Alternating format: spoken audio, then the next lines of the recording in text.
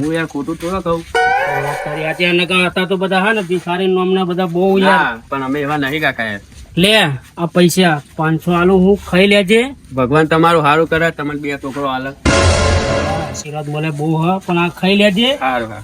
અને પાહો અવરા ધંધા ના કરતો આને લઈને. ના ના, હું એવું કશું નહીં કરતો. હા જય માતાજી. આભાર હો તમારો. તો 500 હજુ થોડા કમે લે. અડધો વકરો તો થઈ ગયો મારે ખાલી.